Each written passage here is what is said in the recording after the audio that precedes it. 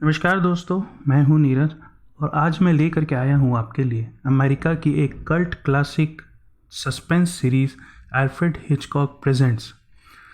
आज मैं लेकर के आया हूं सीज़न 1 का एपिसोड 2 जिसका नाम है प्रीमोनिशन। प्रीमोनिशन यानी कुछ बुरा होने का एहसास।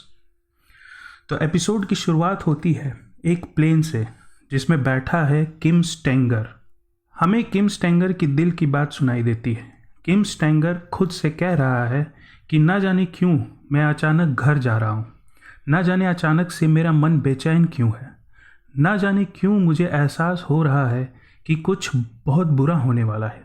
किम स्टेंगर 4 साल बाद अपने घर लौटा है। 4 साल से किम स्टेंगर पेरिस में प्रोफेशनल म्यूजिशियन का काम कर रहा था। किम स्टेंगर अपने घर की तरफ चलता है, तभी उसे रास्ते में डग आयरविन मिलता है। डग आयरविन एक लॉयर है और किम के पिता का दोस्त भी है। डग आयरविन किम को देख बहुत हैरान हो जाता है। किम डग को बताता है कि वो घर की तरफ जा रहा है। ये सुनकर डग किम से कहता है कि पहले मेरे ऑफिस में चलकर बैठते हैं, तब तक मैं घर फ़ोन करके सबको बता देता हूँ कि तुम वापस लौट आए हो। किम को डग का व्यवहार थोड़ा अजीब लगता है। किम डग को तकल्लुफ़ न करने को कहकर अपने घर की तरफ चला जाता है। किम अपने घर पहुंचता है। घर में कोई भी नहीं है। किम अपने पिता के पेंटिंग के पास आता है और याद करता है वो पुरानी बातें, जब किम और उसके पिता में अक्सर लड़ाइयाँ होती रहती थीं। असल में किम के पिता, जिनका नाम ग्रेग था, एक बहुत ही स्पोर्ट्समैन स्पिरिट वाले शख्स थे। उन्हें टेनिस खेलना, हंटिंग करना, कैंपिंग करना बहुत पसंद था। मगर किम स्टेंगर को शुरू से म्यूज़िक पसंद था। किम म्यूजिशियन बनना चाहता था। इसी बात को लेकर बाप बेटे में अक्सर लड़ाइयाँ होती थी। अपने पिता से तंग आकर 4 साल पहले किम घर से भागकर पेरिस चला गया और एक म्यूजिशियन बन गया। आज जब किम घर लौटा है तो वो सोच रहा है कि वो अपने पिता का सामना कैसे करेगा। किम अपने पिता का हंटिंग राइफल उठाता है और ये देखकर हैरान हो जाता है कि इस राइफल को इस्तेमाल किए काफ़ी साल हो गया है।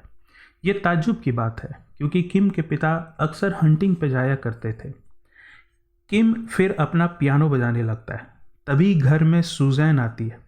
सुजैन किम के छोटे भाई पेरी की बीवी है, पर सुजैन किम की पुरानी गर्लफ्रेंड भी है। किम और सुजैन एक दूसरे को अरसों बाद देखकर अनकंफर्टेबल हो जाते हैं। किम सुजैन से अपने पिता के बारे में पूछता है, पर सुजैन कोई जवाब नहीं देती। तभी किम का छोटा भाई पेरी आ जाता है और किम को बताता है कि उनके पिता 4 साल पहले 10 अक्टूबर के दिन टेनिस खेलते वक्त हार्ट अटैक से मर गए। किम ये सुनकर उदास हो जाता है। पेरी किम को बताता है कि उन्होंने किम को हार्ट अटैक की बात इसलिए नहीं बताई क्योंकि उन्हें लगा कि कहीं उनके पिता की मौत का कारण किम खुद को न समझ ले, क्योंकि किम अक्सर अपने पिता से लड़ता रहता था। किम को कुछ अजीब महसूस होने लगता है। किम को याद आता है कि ठीक 5 साल पहले उसके पिता ने लाइफ इंश्योरेंस करवाया था और 5 साल पहले उन्हें कोई भी दिल की बीमारी नहीं थी। किम को दाल में कुछ काला लगने लगता है। किम अपने पिता के कमरे में जाता है। अपने पिता के ड्रॉवर में किम को मिलता है अपने पिता का गन लाइसेंस, जो 11 अक्टूबर को रिन्यू हुआ था। किम का माथा ठनकता है। पेरी के मुताबिक अगर उसके पिता की मौत 10 अक्टूबर को हुई है, तब 11 अक्टूबर को गन लाइसेंस कैसे रिन्यू हो गया। किम अपने पिता के दोस्त लॉयर डग आयरविन के ऑफिस आता है और अपने पिता के मौत के बारे में पूछता है। डग किम को बताता है कि उसके पिता की मौत 11 अक्टूबर को हुई थी। किम का माथा फिर ठनकता है। किम को लगने लगता है कि उसके पिता को पैसों के लिए पेरी ने मार दिया है और डग भी उसके साथ मिला हुआ है। किम अपनी जांच पड़ताल में फ्यूनरल वाले के पास आता है जिसने 4 साल पहले किम के पिता का फ्यूनरल किया था। किम उसके साथ हाथापाई करता है। फ्यूनरल वाला किम को बताता है कि 4 साल पहले उसके पिता के फ्यूनरल में कॉफिन के अंदर कोई लाश ही नहीं थी। इसी बीच पेरी भी वहां पहुंच जाता है। किम पेरी को धमकी देता है कि जल्द ही वो मौत की असली वजह का पता लगा लेगा। किम को मालूम चलता है कि 4 साल पहले उसके पिता एक कैंप गए थे हंटिंग के लिए। उसके पिता के साथ पेरी और डग आयरविन भी था। किम उस कैंप के मैनेजर से पूछता है कि कैंप में क्या हुआ था। कैंप का मैनेजर बताता है कि उसे कुछ भी नहीं मालूम। उसे बस इतना मालूम है कि कैंप में 3 लोग गए थे और वापस 2 लोग आए थे। किम तुरंत उस कैंप के लिए रवाना होता है। किम पैदल ही 10 मील चलकर वो कैंप पहुंचता है। कैंप में किम को एक लकड़ी पर लिखा मिलता है अपने पिता का नाम और उनके मौत का दिन।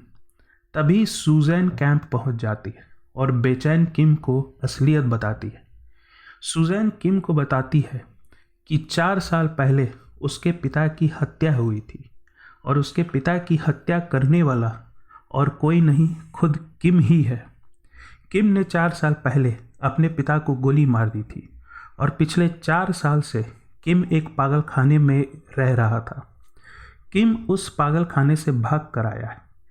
किम पे हत्या का केस ना हो इसलिए पेरी और डग ने खाली कॉफिन में अपने पिता का फ्यूनरल कर दिया था। सूजन फिर बताती है कि किम और उसके पिता में बहस हुई थी और गुस्से में आकर किम ने गोली चला दी थी।